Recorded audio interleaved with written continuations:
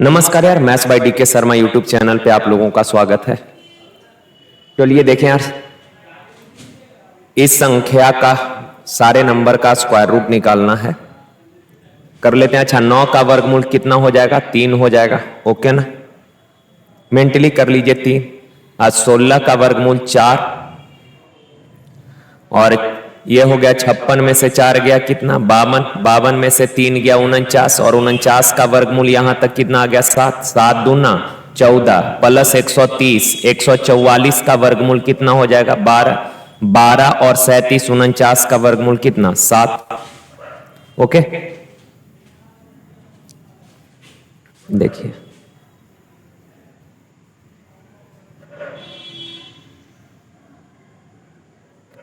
का एक निश्चित समयावधि में एक राशि 5% वार्षिक साधारण ब्याज के दर से स्वयं की दोगुनी हो जाती है। जैसे ये चीज पिछले सेट में भी बताए थे। मान लीजिए है कोई धनराशि एक, अगर ये हो गई 5 गुनी, 5 गुनी हो गई यानी अमाउंट हो गई, कहने का मतलब अमाउंट होता है। तो एक था, हो गया 5। बताइए ब्याज कितने का मिला? तो आप बोलेंगे सर 4 का। हम बोले कोई धनराशि 8 गुनी हो गई थी, एक हो गई 8 गुनी यानी कि 8, तो एक था 8 हो गया, ब्याज कितने का मिला? आप बोलेंगे सर 7 का। तो जय गुना बोलेगा, उससे एक कम कर देंगे, ब्याज आ जाएगा। तो आप जरा बताइए, कहा निश्चित समय अवधि में एक राशि 5% साधारण ब्याज के दर से स्वयं की दोगुनी हो गई। अच्छा, दोगुनी हो गई मींस ब्याज कितने का मिलेगा? 1 का ब्याज मिलेगा। किस दर से? 5% के दर से। तो 5% के दर से ब्याज मिला है 1 यूनिट का। उतने ही राशि उतने ही अवधि में स्वयं की 5 गुनी हो जाती है, तो ब्याज दर। अच्छा, 5 गुनी हो गई यानी ब्याज मिलेगा 4 का। 1 का ब्याज मिला है, रेट था 5%, जब 4 का ब्याज मिलेगा तो रेट हो जाएगा क्या परसेंट? 20%। देखिए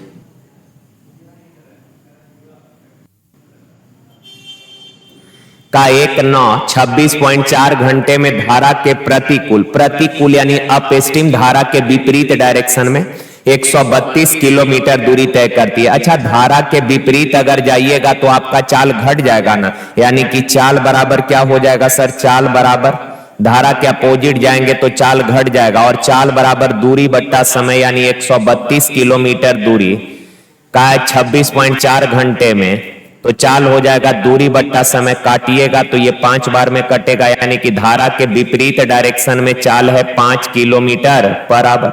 कोई दिक्कत नहीं है। अब आप बताइए आगे का, यदि धारा की गति 3 है। अच्छा, वाटर का स्पीड कितना है? वाटर, ये तो दिख भी नहीं रहा।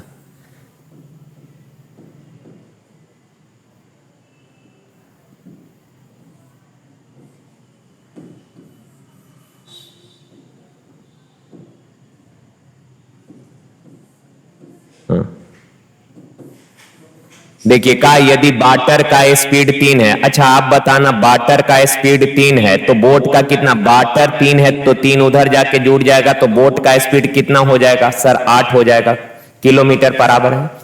आगे कहा, 9 द्वारा धारा के अनुकूल यानी कि डाउन स्ट्रीम 46.2 किलोमीटर दूरी तय करने में लिए गए समय और धारा के प्रतिकूल यानी अप स्ट्रीम 86 किलोमीटर दूरी तय करने में 9 द्वारा लिए गए समय के बीच का अंतर। अच्छा, धारा के दिशा में अगर 46.2 किलोमीटर जाइएगा तो समय कितना लगेगा? समय बराबर दूरी बट्टा चाल, और धारा के डायरेक्शन में जा रहे हैं तो चाल बढ़ जाएगा ना। 8 3 11, 11 से 11 चौक 44, 11 दूना 22 यानी 4.2 आवर। और 86 किलोमीटर धारा के अपोजिट डायरेक्शन में जाइएगा तो समय लगेगा कितना? दूरी बट्टा चाल, अपोजिट जा रहे हैं तो चाल घटेगा। 8 में से 3 गया 5, 17 पचे 85, 5 दूना 10 यानी कि 17.2 आवर। और इन दोनों समय का डिफरेंस पूछा है, तो 17.2 और 4.2 का अंतर कितना हो जाएगा? 13 घंटा। देखिए का यार 28 पुरुष एक काम को 44 दिन में कर सकते हैं। अब 20 दिन के बाद एक्स और आदमी काम में शामिल हो गए और पूरा काम निर्धारित समय से 8 दिन कम में पूरा हो गया तो एक्स का मान ज्ञात करना है। अच्छा, 28 पुरुष के लिए टोटल 44 दिन का काम था। 20 दिन के बाद एक्स आदमी आ गए, यानी कि 20 दिन तक सबने मिलकर काम कर लिया। 44 दिन का काम था, 20 दिन तक कर लिया तो शेष काम बचा है 28 आदमी के लिए शेष काम बचा है कितने दिन का? तो आप बोलेंगे सर 24 दिन का शेष काम बचा है। आगे का एक्स आदमी और आ गए, 28 पहले से थे, एक्स और आ गए तो अब आदमी हो गया कितना? 28 प्लस एक्स। और का ये सारे लोग मिलकर काम को निर्धारित समय से 8 दिन कम में पूरा कर लिया। अच्छा, आप बताइए 20 दिन का काम हो गया था तो रिमेनिंग काम बचा था कै दिन का? 24 दिन का। आपने एक्स आदमी को और बुलाया तो ये सारे लोग मिलकर काम को 8 दिन कम समय में, 24 दिन बच रहा था, 8 दिन कमे में कर दिया, यानी कितना दिन में कर दिया? 16 दिन में काम खत्म, यानी टोटल बराबर हो जाएगा ये। अब सर 8 दूना 16, 8 तिया 24, 2 से काटिएगा 14 दूना 28, 14 तिया 42 बराबर 28 प्लस एक्स। 28 इधर आके घट जाएगा यार, तो एक्स बराबर कितना हो जाएगा? 14। Option D. ये तो सिंप्लीफाई करना है मेरे प्यारे भाई। देखिए, पहले तो ब्रैकेट वाला का काम करेंगे। 24 में से 12 गया, 12 बचेगा। मेंटली थोड़ा करिए ना। 24 में से 12 गया, 12। अब 12 को 4 से डिवाइड करेंगे तो कितना आ गया? यहां 3 आ गया। पहले ऑफ का काम करेंगे तो ये 12 दूना कितना हो गया? 24। आज 24 से अगर डिवाइड करिएगा तो 24 दूना 48। अब 81 में से 2 गया तो यहां आ गया 79। अब प्लस में यहां कितना है? 3, तो 82 हो जाएगा। Option D. देखिए, कहा यार यदि कुल वस्तुओं में से 60% को 20% के हानि पर बेचा जाता है और शेष वस्तु को 5% के लाभ पर बेचा जाता है तो कुल हानि प्रतिशत क्या होगा? अच्छा, 60% वस्तु को 20% हानि पर बेचे, 60% का फ्रैक्शन कितना हो जाएगा मेरे प्यारे भाई? तो आप बोलेंगे सर 3/5। 60% वस्तु यानी 3/5 भाग को आपने 20% हानि पर बेचा तो ओनली हानि कितना? केवल हानि, ओनली हानि कितना का? तो 3/5 का 20% हानि हुआ है तो माइनस। आगे का शेष वस्तु को 5% लाभ पर। अच्छा, 3/5 भाग बेच दिए तो रिमेनिंग बचा है 2/5 भाग, और इस बचे हुए को आपने 5% लाभ पर बेचा तो ओनली लाभ कितना? तो 2/5 का 5% लाभ है तो इसको प्लस से डिनोट करेंगे।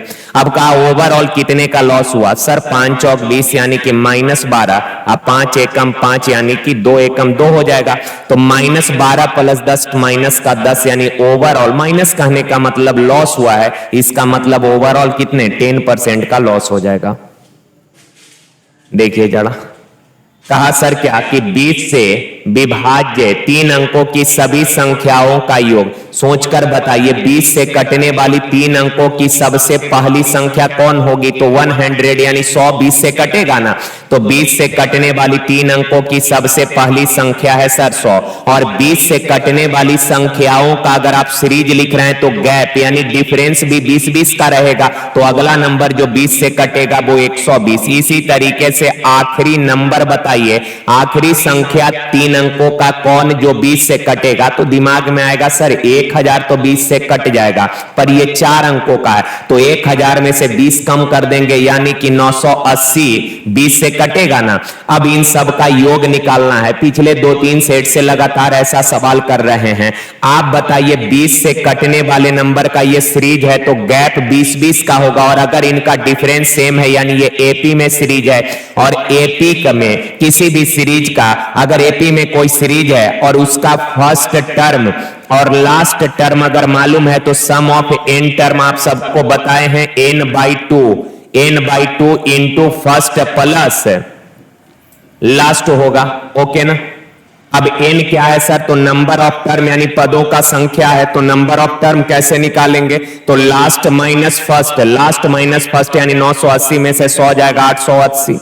अब बट्टा में डिफरेंस 20-20 का है, अब +1 तो 20 से काटिएगा 44, अब +1 45, अब बट्टा 2 इंटू फर्स्ट प्लस लास्ट यानी 100 प्लस 980 कितना हो जाएगा 1080। 2 से काटिएगा 2 पचे 10, 2 दूना 2 चौक 8 हो जाएगा ना। अरे भाई 2 चौक 8 0। अब इसको मल्टीप्लाई कर लीजिए आप। तो अगर इसको मल्टीप्लाई करेंगे तो 40 से करेंगे ये हो जाएगा कितना 0 0। 4 चौक 16, 4 पचे 20 और 1 21। 5 से करेंगे 0, 5 चौक 20, 5 पचे 25 और 2 27। तो ये आ जाएगा 0 सर 0। 7 6 13, 3 और 1 4 और 2 24,300। 24,300 ऑप्शन सी।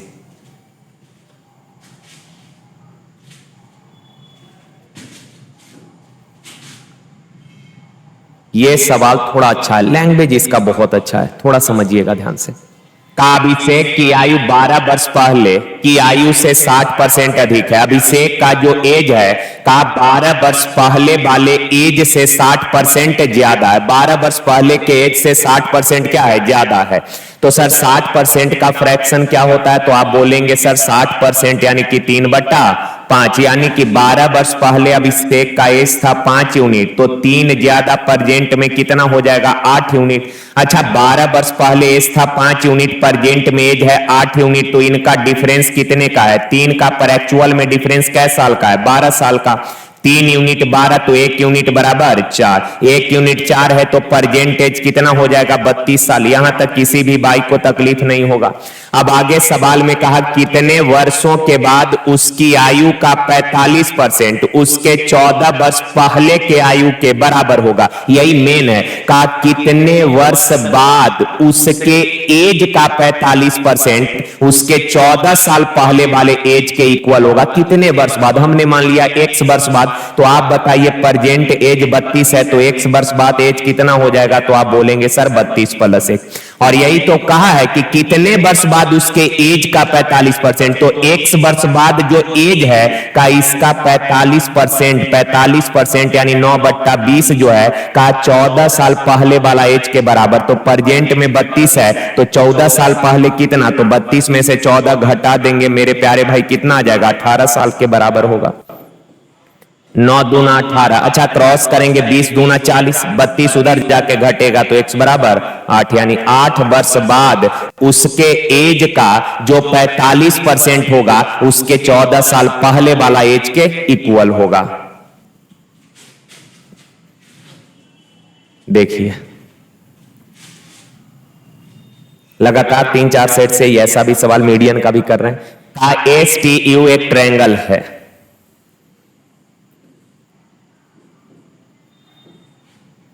कहा सर SE और TF माध्यिकाएं एक दूसरे को ऊपर काटती है। SE और TF SE एक मीडियन है ये SE। अच्छा मीडियन है तो इसको 2 इक्वल पार्ट में डिवाइड करेगा। और एक मीडियन है TF एक दूसरे को पॉइंट O पर इंटरसेक्ट कर रही है। कहा UT 34 सेंटीमीटर। UT कहां गया UT ये पूरा 34 है। अच्छा अगर ये 34 है 2 इक्वल पार्ट में ये मीडियन डिवाइड किया पूरा 34 तो ये वाला 17 और ये 17। आगे कहा यार TF 22.5 ये पूरा TF 22.5। अच्छा ये माध्यिकाओं का कटान बिंदु है और माध्यिकाओं का कटान बिंदु यानी केंद्रक है और केंद्रक प्रत्येक मीडियन को 2:1 में डिवाइड करता है। ये 2 और ये 1 तो टोटल कितना 3 लेकिन एक्चुअल में टोटल है कितना 22.5। तो 1 यूनिट बराबर कितना 3 7 21 3 5 15 7.5। अच्छा 1 7.5 है तो 2 यूनिट बराबर कितना हो जाएगा सर 15 हो जाएगा और ये आधा यानी कि 7.5 है। आगे सवाल में कहा SE 24 है। SE ये पूरा 24 है 2 और 1 3 बराबर 24 तो 1 बराबर 8 तो 2 बराबर 16 और ये कितना 8। अब आपसे पूछा क्या है कि भैया ये बताइए कि TOE का मान TOE ये वाला एंगल आपको पूछा है। तो इस ट्रायंगल को जरा गौर से देखिए तो आपके दिमाग में कुछ आ रहा है।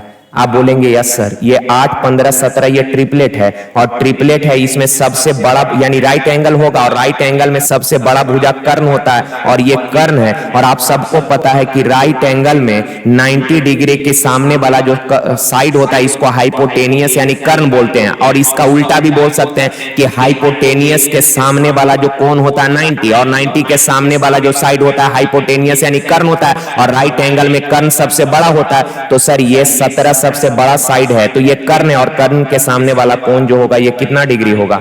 90 डिग्री। Option D. देखिए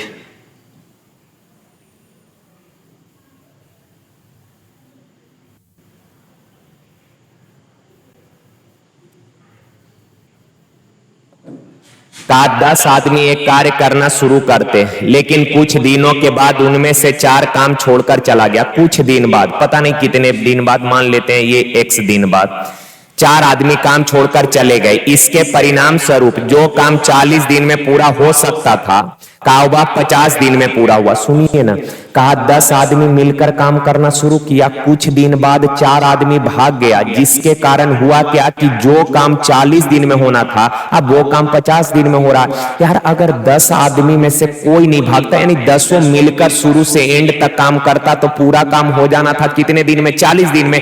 कुछ दिन बाद 4 को भाग गया, जिसके कारण अब समय लगा कै दिन? 50 दिन। तो आप बताइए 10 आदमी के लिए टोटल काम है कितने दिनों का? 40 दिन तक। 10 आदमी अगर मिलकर शुरू से एंड तक काम करता, काम निपटा देता 40 दिन में, तो ये टोटल वर्क हो गया मैन इन टू डे। अब आगे सवाल में क्या कहा? आगे इसने बोला कुछ दिन बाद 4 को भाग गया, x दिन बाद 4 को भाग गया, यानी x दिन तक तो सबने मिलकर काम किया, उसके बाद ना भागा, यानी 10 आदमी मिलकर x दिन तक काम किया, तो इतना काम कर दिया, उसके बाद 4 को भाग गया, 10 था 4 भाग गया, बचा 6 आदमी, और कहा पूरा काम 50 दिन में हो गया। पूरा काम 50 दिन में, जिसमें x दिन तक तो सबने मिलकर काम किया है, तो रिमेनिंग टाइम बच गया कितना? 50 माइनस x। काम खत्म हो गया, दोनों टोटल वर्क है था आपस में। अब ये है यार 400, और यहाँ 10x, 6 से गुना करेंगे माइनस का 6x, 10x में से 6x जाएगा 4x, आप प्लस 6 25 30 300। अच्छा 300 इधर आके घटेगा 100, 4x बराबर 100, तो x बराबर कितना? 25, यानी कि 25 दिन बाद जो है 4 आदमी भाग गया था। ओके ना? थोड़ा सा मैनेज कर लेना है यार, शुरुआत थोड़ा सा दिक्कत हो रहा है, लाइटिंग का भी थोड़ा इशू है, साउंड का भी थोड़ा इशू है, तो थोड़ा मैनेज करिएगा। फिर भी हम कंटिन्यू कर रहे हैं, क्योंकि हम नहीं चाहते कि इस बार जो है कंटिन्यूटी टूट जाए, क्योंकि लगातार चलेगा तो थोड़ा सही हो जाएगा। धीरे धीरे सारा चीज, प्रॉब्लम जो भी आते जाएगा, धीरे धीरे सब सही होते चला जाएगा। देखिए कायार पिता ने अपने 4 पुत्र ए बी सी और डी में 1200 रुपए इस प्रकार बांटे कि ए को बी से 50 रुपए ज्यादा मिला है। अच्छा 4 पुत्र के बीच में ना बांटे हैं 1200 रुपया। कहा ए को बी से 50 ज्यादा, सी और डी को प्राप्त राशि का अनुपात 6:7 है। अच्छा सी और डी के प्राप्त हिस्से का रेशियो 6:7, यानी कि सी का हिस्सा 6x है तो डी का हिस्सा 7x है। आगे बढ़िए, कहा डी को प्राप्त राशि बी द्वारा प्राप्त राशि से 100 रुपए अधिक है। अच्छा बी का हिस्सा डी से 100 ज्यादा है, तो इस बात को उल्टा करके भी तो बोल सकते हैं। कहा सॉरी, डी का हिस्सा बी से 100 रुपया ज्यादा है, डी बी से 100 ज्यादा है, तो उल्टा करके बोल सकते हैं कि सर बी का हिस्सा डी से 100 कम होगा, यानी कि 7x माइनस 100 होगा। अब आगे सवाल में कहा, ऊपर वाला लाइन में कहा था ए को बी से 50 ज्यादा मिला, ए को बी से 50 ज्यादा, तो इसमें 50 अगर ऐड कर देंगे तो ए का हिस्सा हो जाएगा 7x माइनस 50। 150 मत बोल दीजिएगा, बी का हिस्सा है 7x माइनस 100 और बी से 50 ज्यादा यानी प्लस 50, तो 7x माइनस हो जाएगा ना 50, ये ए का हिस्सा। और तीनों के हिस्से का जो योग है, चारों के हिस्से का योग कितना है? 1200।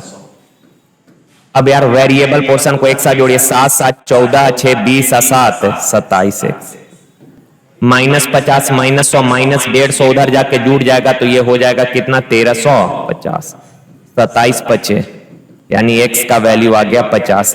x 50 है तो का ए और डी के औसत हिस्सा क्या है? तो ए का हिस्सा कितना है? 7x माइनस 50, 7x माइनस 50 यानी 5 7 35, 350 में से 50 गया 300। और डी का हिस्सा है 7x यानी कि 7 पचे 35 और इनके हिस्से का एवरेज पूछा है तो जोड़ेंगे तो 650 आएगा। एवरेज निकालना है, दोनों के हिस्से का एवरेज 2 से डिवाइड कर दीजिए तो 325 यानी ऑप्शन बी हो जाएगा। देखिए इस सवाल में थोड़ा सा एरर है, इसको सुधार कर लेना है। या ये 4/, है। अब देखें यार ऑप्शन एलिमिनेट कर लेते हैं क्योंकि इस पूरे व्यंजक का फैक्टर पूछा है तो इन्हीं चारों में से कोई होगा। तो आप बताइए अगर यहाँ x गुना x का, पहले तो ये दोनों ऑप्शन देखते ही छट जाएगा सर, एक्स स्क्वायर है यहाँ भी एक्स स्क्वायर, तो एक्स स्क्वायर गुना एक्स स्क्वायर x के पावर 4 न हो जाएगा। एक्स स्क्वायर गुना एक्स स्क्वायर करेंगे, बेस से बीच में मल्टीप्लाई पावर जुड़ जाएगा तो x के पावर 4 हो जाएगा। पर यहाँ वेरिएबल का मैक्सिमम x का मैक्सिमम पावर कितना है 2 है, तो ये होगा नहीं और ये होगा नहीं, बच गया a और c। अब यहाँ पर थोड़ा सा अपना बुद्धि लगाइए, कैसे करेंगे सर? तो आप बोलिएगा कि सर देखिए यहां -2/, है और यहां x है तो -2/, गुना x क्या हो जाएगा माइनस का 2x/, या 2/x कुछ भी बोलिए। अच्छा यहाँ x है और यहाँ -2/, है तो -2/, गुना x, -2/, गुना x माइनस का 2/x या x/, हो जाएगा तो ये माइनस का 4x/, हो जाएगा। ठीक है, लेकिन यहां पर माइनस का 4x/, है। चलिए अब इसमें आ जाइए, x से गुना करेंगे 2/, में तो x गुना 2/, क्या हो जाएगा तो 2x/, हो जाएगा। ओके ना, अब 2/, से x में गुना करेंगे, प्लस का है दोनों तो प्लस 2/, गुना x क्या हो जाएगा 2/x हो जाएगा, यानी कि 4x/, या 4/x, बात एक ही है। तो ये प्लस का आएगा और यहाँ माइनस का आएगा और यहाँ है किसमें माइनस में, यानी ये भी खत्म, ऑप्शन ए सही है ना। चलिए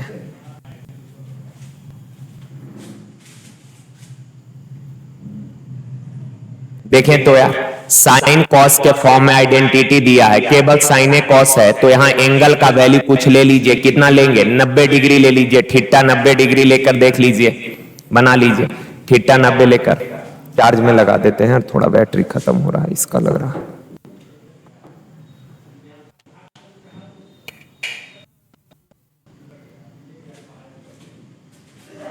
नब्बे डिग्री हो गया। अच्छा साइन 90 होता है कितना 1, कॉस 90 0, यहाँ साइन 90 1, कॉस 90 0 हो जाएगा। तो यहाँ x बराबर कितना आ गया तो सर 8, और यहाँ से y बराबर कितना आ गया 9। x 8 है तो 8 का स्क्वायर ऊपर और नीचे भी 8 का स्क्वायर कट जाएगा 1 आएगा। y का वैल्यू 9 है तो 9 का स्क्वायर बट्टा 9 का स्क्वायर ये भी कट के 1 आ जाएगा, तो 1 + 1 कितना 2। आसान सा ही सवाल था। ये सवाल याद करिए, 3-4 दिन पहले इसका पूरा प्रॉपर्टी बताए थे, जो लोग नहीं देखे थे वो देख लीजिएगा, एक वीडियो होगा जिसमें लगा हुआ होगा ऐसे सर्कल वाला लेंथ ऑफ बेल्ट निकालने वाला, तो उसमें देख लीजिएगा 2 सवाल कराए थे। याद होगा का 7 सेंटीमीटर रेडियस वाले 3 वृत्त को आपस में स्पर्श करते हुए रखा गया है और इन तीनों वृत्त के चारों ओर एक धागा कसकर बांधा गया है। धागे की लंबाई यानी बेल्ट का लंबाई निकालना है। लेंथ ऑफ बेल्ट क्या होगा, अगर 3 सर्कल है तो याद करिए 6r अब प्लस 2πr होता है। रेडियस है 7 तो 7 छक 42 अब प्लस 7 दूना 14π, तो 42 + 14π, 42 + 14π, P फॉर पाई ये मतलब हो गया।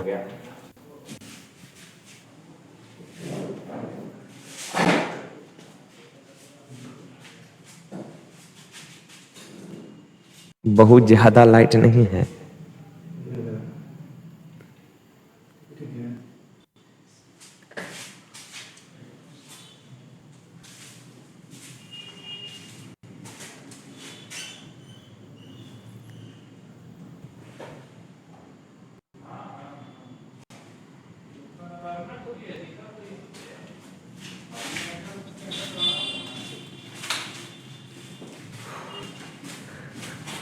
देखें यार, का 8 मीटर ऊंचाई और 10 मीटर तिर्यक ऊंचाई, ऊंचाई यानी हाइट दिया है 8 और तिर्यक ऊंचाई यानी स्लैंट हाइट दिया है 10। कहा कि एक लंबवृत्तीय शंकु के वक्र पृष्ठ एरिया क्या होगा। कितना आसान है यार, वक्र पृष्ठ एरिया होता है πr l, r निकालना पड़ेगा, r निकाल लीजिए है ना।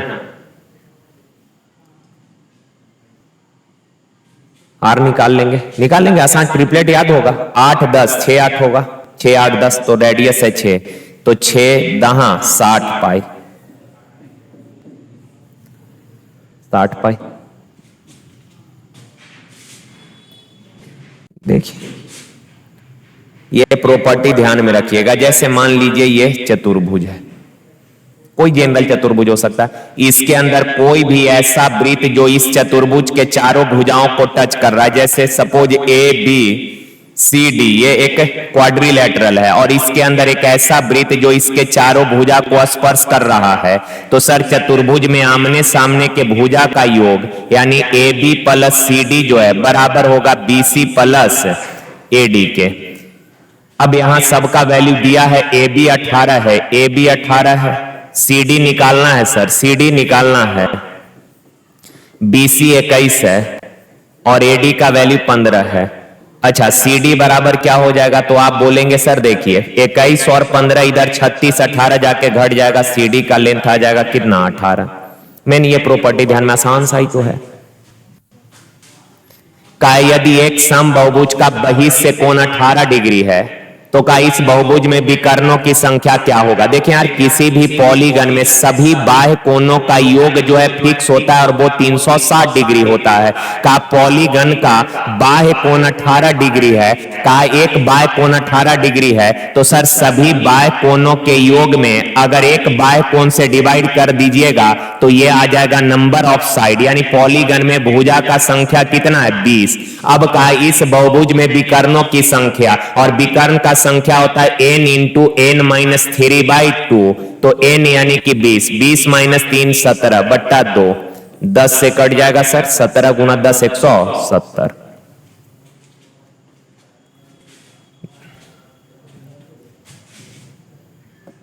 देखिए कहा यदि किसी वस्तु को अंकित मूल्य पर 30% छूट देकर उसे बेचा जाता है, अंकित मूल्य अगर 100 है 30% छूट देकर बेच रहे हैं, कितना में बेच रहे होंगे सर 70 में, का 20% हानि होती है तो क्रय मूल्य कितना होगा सर, 70 में बेचे हैं 20% हानि हो गया यानी विक्रय मूल्य 80% होगा। विक्रय मूल्य का कंपैरिजन विक्रय मूल्य से क्रय मूल्य निकालना है 100 से गुना।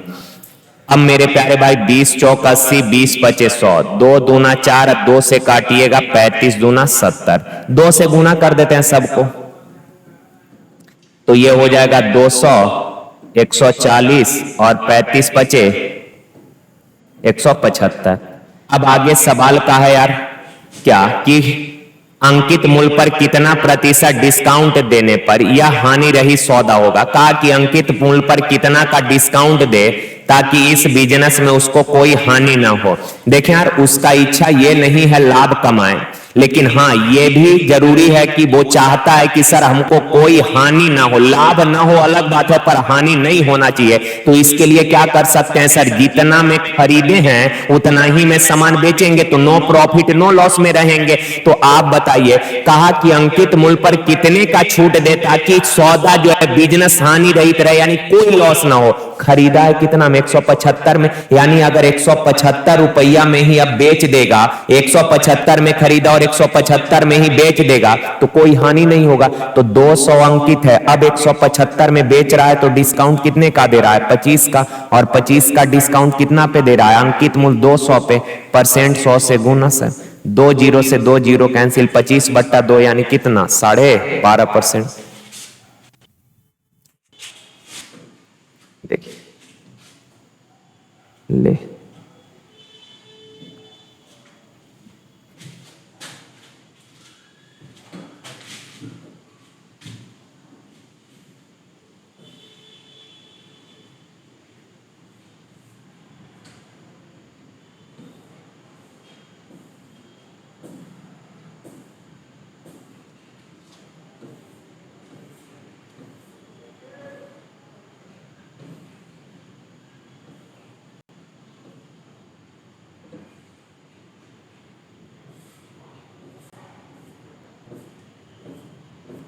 कहां चला गया भाई।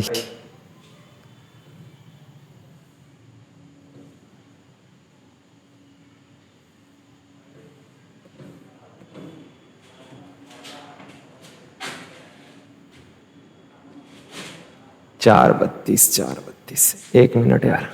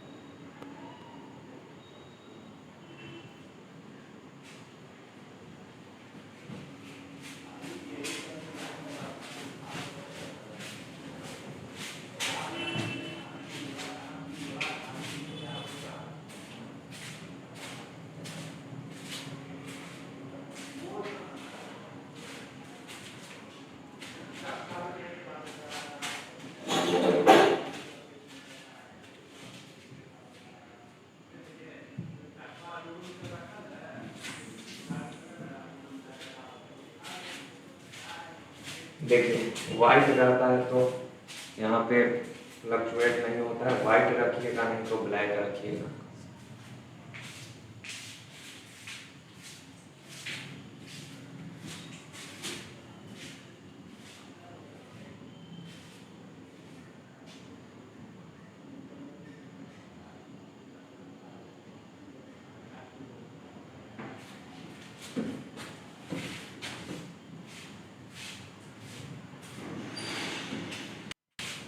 ये तो वही है 12.5 यहाँ से। टायर एक कैन पानी और दूध के मिश्रण में 60% दूध है। इस मिश्रण के एक भाग को दूसरे मिश्रण से बदल दिया जाता है जिसमें 50% दूध है और दूध का प्रतिशत 52% पाया गया। प्रतिस्थापित मिश्रण की मात्रा। कहा क्या कि अपने पास एक मिक्सचर था दूध और पानी का जिसमें 60% दूध था। हमने किया क्या, इस मिश्रण से कुछ मात्रा निकाल कर एक दूसरे प्रकार का मिश्रण मिलाए हैं जिसमें 50% दूध है। तो क्या ये दो टाइप का मिक्सचर नहीं हो गया? एक पहले से मिश्रण था जिसमें 60% दूध था, पहले से जो मिश्रण था उसमें कितना दूध था मेरे प्यारे भाई? 60% दूध था। दूसरा जो हमने इसमें मिश्रण मिलाया इसमें कितना दूध है? तो आप बोलेंगे सर 50% दूध है। और दोनों को मिलाने के बाद जो मिक्सचर बना है इसमें दूध क्या % हो गया है? 52% हो गया है। अब इन दोनों का अंतर, इन दोनों का दूध तो रेशियो हो जाएगा कितना? 1:4 का। अब एक चीज और बताइए, सवाल में कहा क्या कि सर प्रतिस्थापित मिश्रण की मात्रा। तो सर मिलाए हैं 50% दूध वाला ना मिक्सचर, 50% दूध वाला मिक्सचर मिलाया और 50% दूध वाला जो मिक्सचर मिलाया उसका क्वांटिटी कितना है? 4। टोटल मिक्सचर कितना में? तो 4 और 1 5 यानी कि 4/5। ऑप्शन सी आसान सा सवाल था, दिख रहा है। देखिए का 1 2 3 4 अंकों से बनने वाली, ये 23 का है, 20 का 1 2 3 4 अंकों से बनने वाली 2000 से छोटी सभी 4 अंकों वाली संख्याओं का योग क्या होगा जहां किसी भी अंक की पुनरावृत्ति नहीं होती है। अच्छा 2000 से छोटा नंबर बनाना है, यानी ये तो क्लियर हो गया कि सर जो भी नंबर बनेगा उसका पहला डिजिट क्या रहेगा? एक ही रहेगा। जो भी संख्या बनेगा उन सबका पहला डिजिट क्या रहेगा? 1 रहेगा। जितना भी नंबर बनेगा सबका पहला डिजिट क्या रहेगा? 1 रहेगा।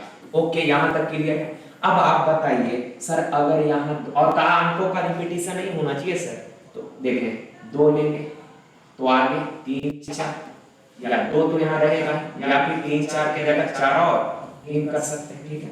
अब यहाँ पे अगर 3 ले लेंगे तो 2 4 या 3 रहेगा तो 4 2, यही 2 केस पॉसिबल है। अब 4 लेंगे, एक के साथ अगर 4 लेंगे तो 2 3 या 4 के साथ 3, तो यही इतना नंबर पॉसिबल है ना।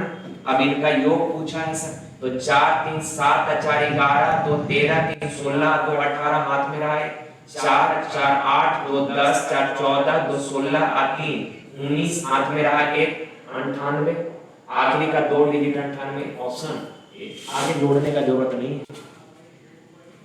देखिए निम्नलिखित समीकरण x का मान निकालना है, x का वैल्यू निकालना है। तो देखिए तो ऑप्शन में x का ही मान दिया होगा, ऑप्शन से देख लेते हैं। कौन सा ऑप्शन लेने पर ये सेटिस्फाई हो रहा है? 3 लेते हैं तो 3 दूना 6 और 1 7, 3 के पावर 7। अच्छा ज्यादा है, छोटा वाला से शुरू करते हैं सी। अब ऐसा आंसर सी ये होगा, लेकिन ऐसा नहीं है कि हमको पता है इसीलिए सी से शुरू कर रहे हैं। 4 4 3 ये थोड़ा सा बड़ा नंबर है, तो बड़ा वाला को बाद में देख लेते हैं और छोटा वाला को पहले देख लेते हैं। 2 लेंगे तो 3 के पावर 2x यानी 2 दूना 4 और 1 5, 3 के पावर 5 कितना हो जाएगा? 3 के पावर 4 81 और 5 243 हो जाएगा। अब -3 के पावर 2 9, तो 243 में से 9 घटाइएगा मेरे प्यारे भाई, कितना बचेगा? तो आप बोलेंगे सर 234। बाएं साइड आई सर 3 के पावर 3 है 2 5 यानी कि 243 में से 3 का स्क्वायर 9 घटाइएगा, हो ही गया यानी कि सी होगा। आगे चेक धीरे करना। चलिए जब चीनी की कीमत में 28% की वृद्धि होती है, कीमत दो तीन सेट से लगातार करा रहे हैं, आप डायरेक्ट सवाल करते हैं। कीमत जो है, कीमत 28% बढ़ गया। 28% का अगर आप फ्रैक्शन देखेंगे तो 4 7 28, 4 से 25 चौक 100 यानी 7/25। कीमत 28% बढ़ गया यानी ओरिजिनल प्राइस 25 था, 7 बढ़कर हो गया कितना? 32। का एक परिवार ने प्रति माह इसकी खपत कम कर दी कि चीनी पर खर्च पहले की तुलना में केवल 12% अधिक था। खर्च जो है केवल 12% बढ़ा है, यानी कि 100 था बढ़कर हो गया 112। आगे कहा यार कि यदि मूल्य वृद्धि से पहले प्रति माह 10 केजी चीनी की खपत होती थी तो नई खपत, तो पहले खपत का रेशियो निकाल लेते हैं। और खपत क्या होता है सर? तो खर्च बट्टा मूल्य होता है, तो 100/25 करेंगे 4 आ जाएगा। 112/32 करिएगा, काट दीजिए। 16 8 से काट देते हैं, 8 चौक 32, 8 से 14 बार में 2 दूना 4, 2 7 14, क्रॉस करेंगे तो 8 अनुपात 7। कहा सर कि मूल्य में वृद्धि से पहले प्रति माह 10 केजी चीनी का खपत होता था। अच्छा ओरिजिनल खपत देखिए तो ओरिजिनल खपत है कि नया, शुरू में खपत 8 यूनिट, नया खपत है 7 यूनिट, ओरिजिनल खपत दिया है 10 केजी, 8 यूनिट है अनुपात। नया खपत यानी 7 का वैल्यू पूछा तो 70/8, 64, 6 0 8 7 56, 87 पॉइंट समथिंग है कहीं, यानी 8.7, 68 64 तो 8.7 यही होगा ऑप्शन डी। इसका वैल्यू निकालना। एक चीज देखिए, अब इसको कैसे सॉल्व आप कर सकते हैं? तो एक तो तरीका है सर, दो तरीका है। एक तो है कि इन दोनों को अगर आप गौर से देख पा रहे हैं तो सर ये a square minus b square क्या होगा? a plus b into a minus b, a plus b 4 3 7, a minus b 4 में से 3 जाएगा तो 4 3 7, एक से तो कोई फर्क पड़ेगा प्लस 6 या 5 11 प्लस 8 7 15। इसी तरीके से आगे बढ़ेंगे, आगे आ जाएगा 92 प्लस 91, 92 प्लस 91 कितना हो जाएगा? 1 और 2 3 9 9 18 183। अब सर आप बताइए ये गैप कितने का है? तो आप बोलेंगे सर 4 4 का गैप है, यानी ये सीरीज एपी में है। और कोई भी सीरीज अगर एपी में है और उसका फर्स्ट और लास्ट टर्म मालूम है तो सम ऑफ n टर्म क्या हो जाएगा? तो n/2 into first plus last, n क्या है?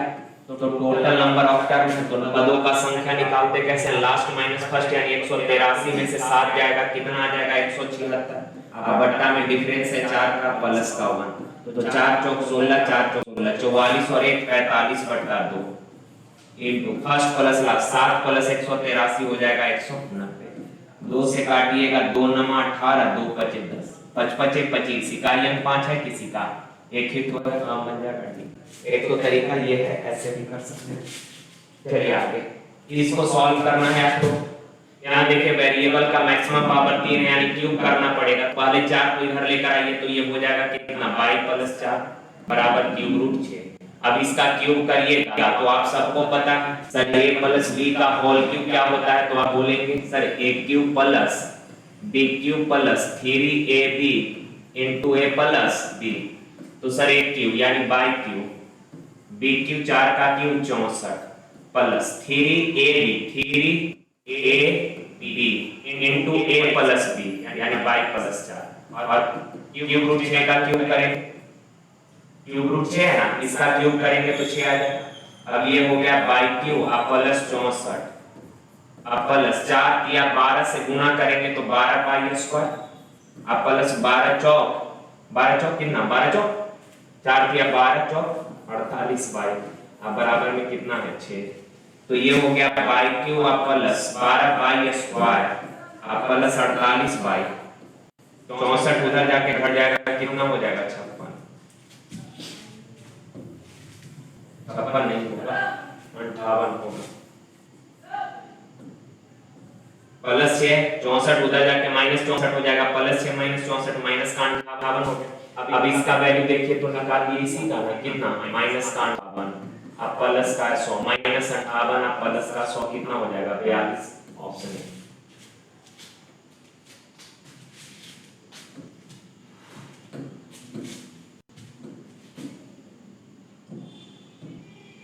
देखिएगा a plus B plus C 0 है तो a cube plus B cube plus C cube, अच्छा a plus B plus C अगर 0 है तो a cube plus B cube plus C cube 3abc होगा, और इसका स्क्वायर करना तो स्क्वायर कर दीजिए, तो 3 का square 9 a square b square c square, option D.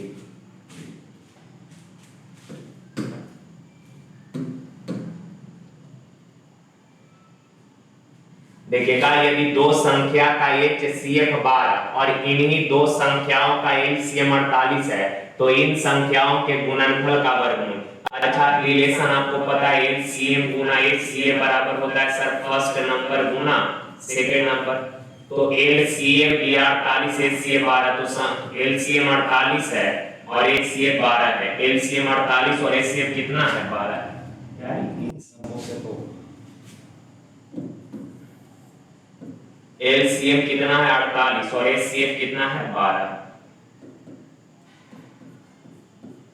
तो ये संख्याओं का गुणनफल यही ना आ जाएगा, और का इसका वर्गमूल क्या होगा तो रूट कर दीजिए, ये 16 तिया 48 होता है, 3 यहाँ जाएगा तो 12 तिया 36, 16 का वर्गमूल 4, 36 का 6 चौक 24, ऑप्शन है।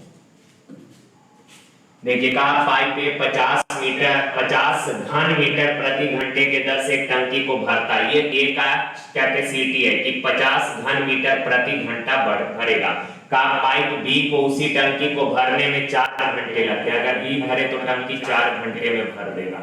आगे का एक साथ खोले जाने पर वे उसी टंकी को 2 घंटे में भर देते हैं, यानी ए और बी मिलकर भरेगा तो टंकी 2 घंटे में भर जाएगा। टंकी का कैपेसिटी कितना 4, तो 1 2 हो जाएगा। अच्छा बी का एफिशिएंसी 1 है सर, दोनों मिलकर 1 घंटा में 2 लीटर भर रहा तो एक कितना भर रहा होगा 1, तो ए का एफिशिएंसी 1 हो गया।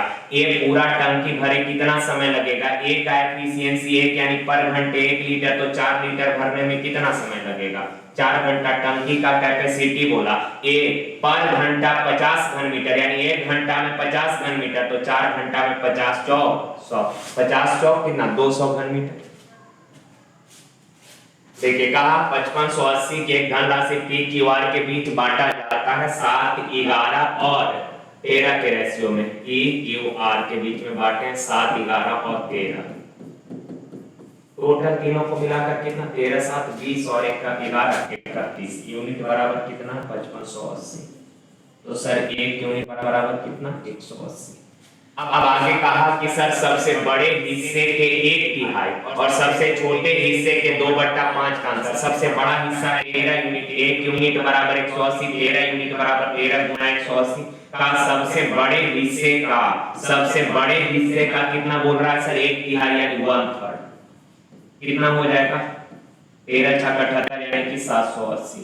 और सबसे छोटे हिस्से का 2/5, सबसे छोटा हिस्सा 7 यूनिट, 1 बराबर 180, तो 7 यूनिट बराबर 7 गुना 180, और का सबसे छोटे हिस्से का 2/5, 5 से काटिएगा 36 बार, 36 गुना 72, 72 गुना 7 करिएगा 7 गुना 14, 7 49, 1 50, और इन दोनों का डिफरेंस बोल रहा है कितने का हो जाएगा 176 का, नहीं 276 का, ऑप्शन डी। ठीक है देखिए 14,000 की राशि 2 वर्ष में एक निश्चित चक्रवृद्धि ब्याज के वार्षिक दर से 18,515 हो जाती है। का 14,000 रुपया है जो 2 साल बाद किसी निश्चित रेट ऑफ इंटरेस्ट से 18,515 हो जाती है। तो पहला काम तो रेट निकाल लेते हैं, और आप सबको पता है रेट होता है सर 1 ईयर का ब्याज। और यहाँ दिया क्या है कि ये प्रिंसिपल है 14,000 रुपया जो 2 साल में हो जाता है यानी अमाउंट दिया 18,515 रुपया। ये 2 साल का कहानी है कि 2 साल में ये 18,515 हो जाता है। इसको काटिएगा तो 5 दूना 10, 5 अट्ठे 40, 2800, 5 किया 15, 5 सत्ते 35, 0 5 दिया 15, है ना।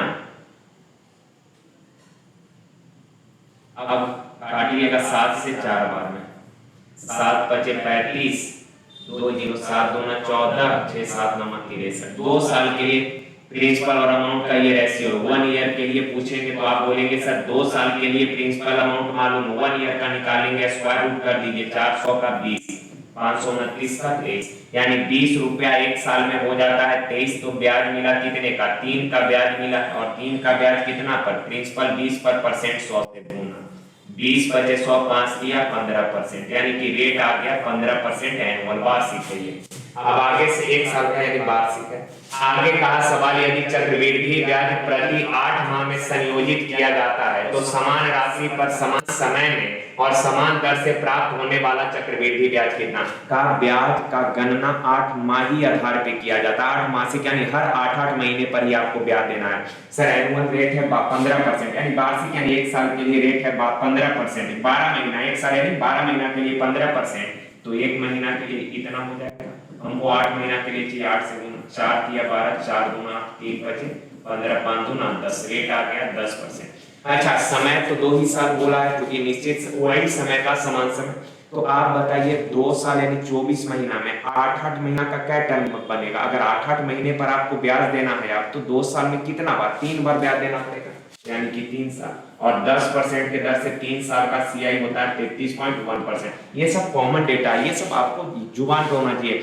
10% के दर से 2 साल का सीआई 21%, 10% के दर से 3 साल का सीआई 33.1%, तो 10% के दर से 3 साल का सीआई 33.1%, प्रिंसिपल है 14,000 रुपया, 14,000 पर ब्याज मिलेगा 33.1%, परसेंट से 2 जीरो, जीरो से डेसिमल खत्म, 14 एकम 14 दिया 42 है, इस साथ मेरा 14 दिया 42, अच्छा 4634।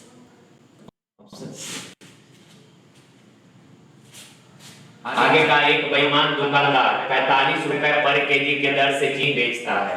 चीनी का क्रय मूल्य है 40 रुपए पर केजी, यानी खरीदता है 40 रुपए पर केजी के हिसाब से और बेचता है 45 रुपए पर केजी।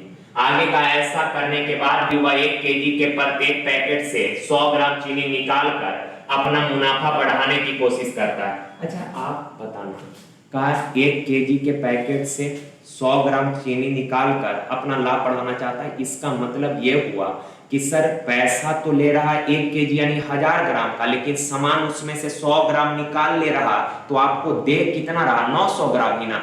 कहा हर 1 केजी के पैकेट से वो 100 ग्राम सामान निकाल लिया, यानी कि आपको दिया 900 ग्राम और पैसा ले लिया 1000 ग्राम का। इसका मतलब जो मेरे घर से गया वो मेरा कॉस्ट प्राइस हुआ, और जो पैसा लिए वो मेरा सेलिंग प्राइस हुआ। तो हमने सामान दिया कितना आपको, 900 ग्राम, लेकिन पैसा ले लिए कितने ग्राम का, 1000 ग्राम का। तो जो सामान मेरे घर से गया वो मेरा कॉस्ट प्राइस है 900, और इसका पैसा ले लिए कितने का, 1000 ग्राम का, ये सेलिंग प्राइस। अब सर यहाँ पे काटा पीटी मचा दीजिए। अब काटिएगा तो देखिए तो जरा 2 जीरो से 2 जीरो कट गया, क्रॉस काटना है तो 1 जीरो से 1 जीरो कट जाएगा, ये 9 पचे 45, यानी क्रयमूल्य 4 है, विक्रयमूल्य 5 है। तो 4 में खरीदे 5 में बेचे, 1 का लाभ कितना पर, 4 पर, और 1/4 यानी क्या परसेंट, 25%। तो चले यार आज के लिए यहीं तक मेरे प्यारे भाई, थैंक यू यार, धन्यवाद, थैंक यू।